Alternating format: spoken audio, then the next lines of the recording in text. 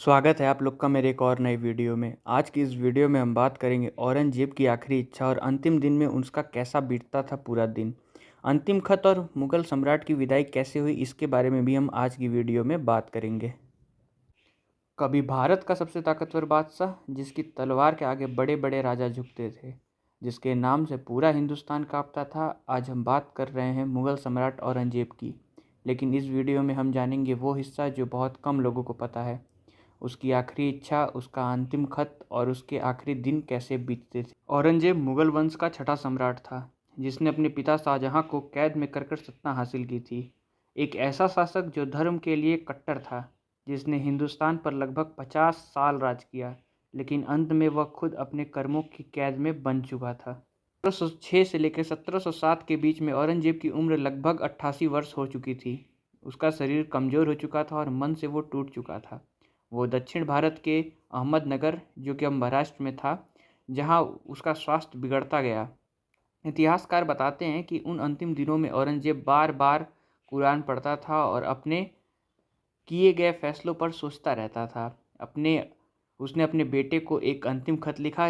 उसमें लिखा गया था, मैंने 90 वर्ष तक दुनिया में राज किया, लेकिन अब मेरे पास कुछ भी नहीं बचा, ना धन न वैभव, सिर्फ कुछ सफ़ेद कपड़े और खुदाई डर।